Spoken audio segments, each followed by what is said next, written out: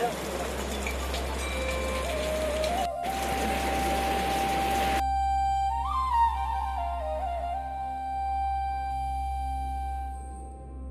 Everyone, welcome back to my YouTube channel. आज हम जा रहे हैं कोटेश्वर महादेव मंदिर और अगर टाइम लगे तो हम मंदाकिनी और अलकनंदा का संगम देखने भी जाएंगे।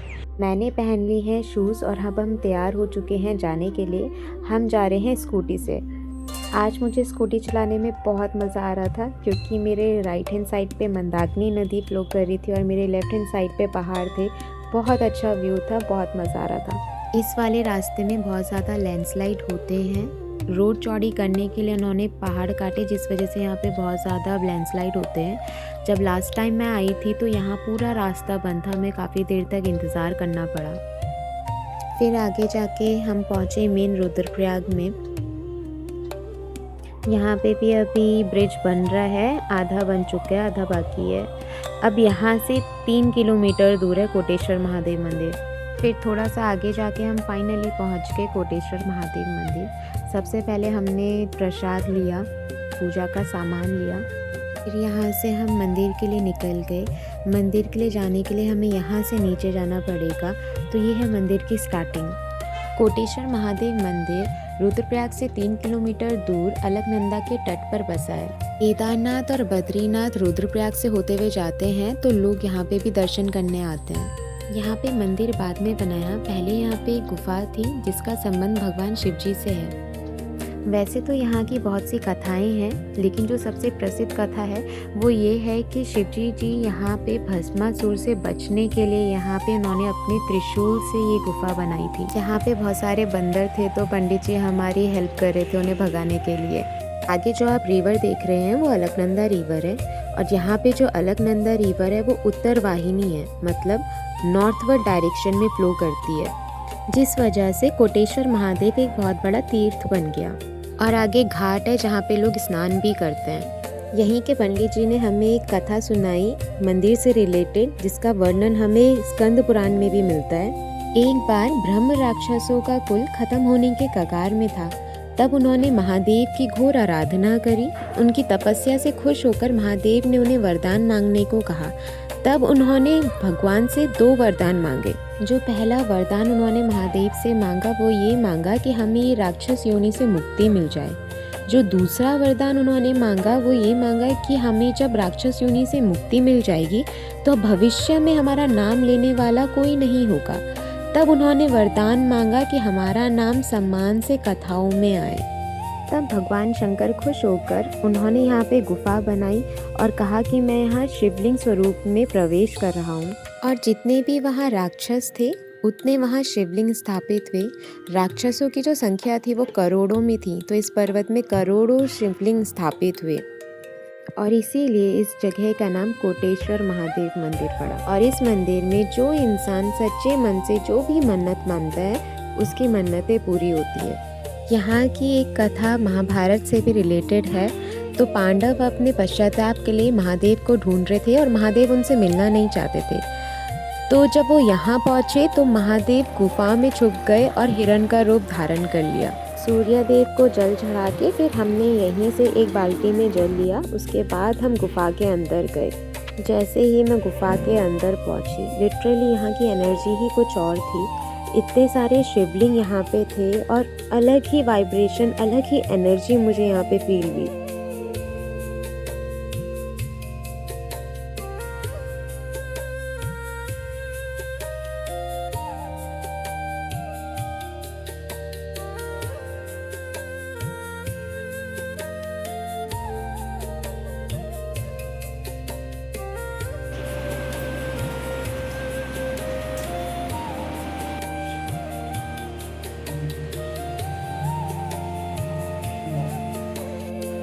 और यहाँ ऊपर स्वस्तिक के शिवलिंग है जो मेन है।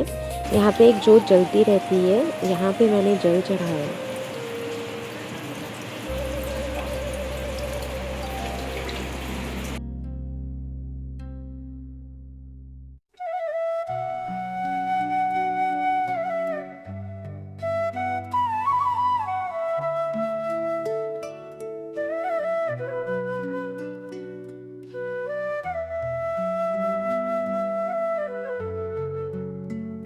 फिर हम यहाँ से ऊपर आए तो यहाँ पे शनिदेव भी थे। उसके बाद यहाँ पे एक शिवलिंग भी थे, वहाँ पे हमने जल चढ़ाया। जल चढ़ाने के बाद फिर हम चले गए वापस।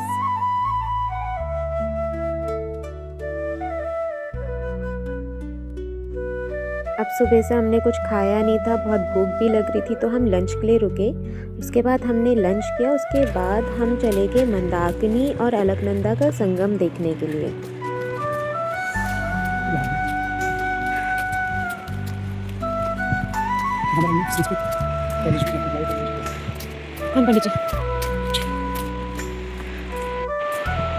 क्यों?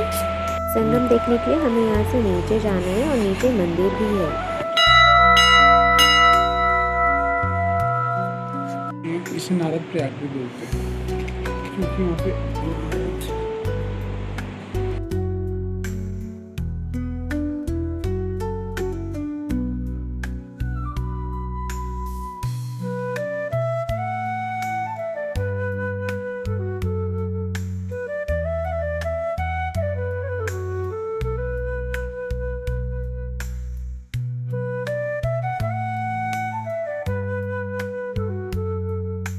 फाइनली हम आ गए हैं जहाँ पे मंदाकिनी का अलकनंदा से संगम होता है।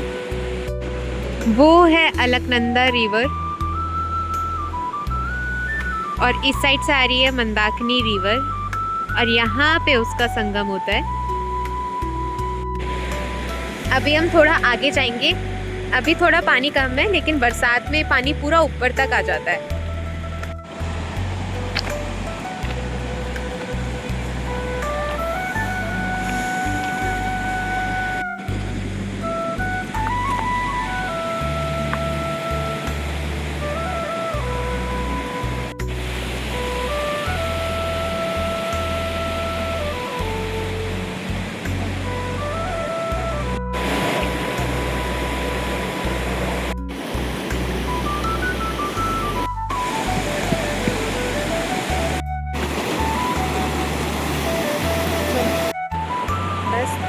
थोड़ा देर बैठने के बाद हम यहाँ से जा रहे हैं वापस। ठंडा बहुत है यहाँ पे भाई। वो बहुत बड़े बड़े पत्थर हैं यहाँ पे, तो इजी हो रहा है चलने के लिए।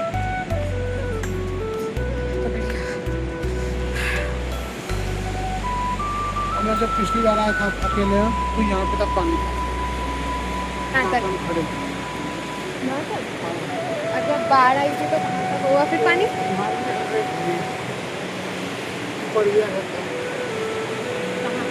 मंदिर तक आ गया था पानी तो ऊपर। तो फाइनली संगम देखने के बाद हम वापस आ गए। आप जो ये पहाड़ देख रहे हैं ना, यहाँ से पत्थर गिरते हैं बहुत सारे, तो इसीलिए यहाँ पे जालियाँ लगा रखी है। इसी वजह से हमने भी अपनी स्कूटी दूसरी जगह लगाई। फाइनली मैं घर आ गई हूँ। थोड़ा मैं केटल में पानी गर्म कर रही हूँ क्योंकि बहुत ज़्यादा ठंडा हो रहा है यहाँ पे। तो ठंडा पानी तो पी नहीं सकते, ऐसा लग रहा है कि बर्फ़ का पानी पी रहे हैं। तो मैं पानी गर्म कर रही हूँ। बहुत ठंडा है भाई।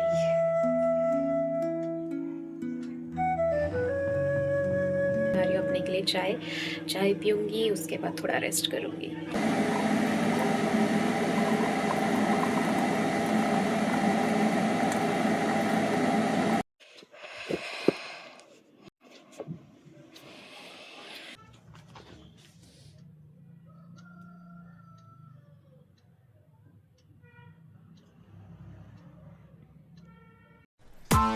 Press the bell icon on the YouTube app and never miss another update.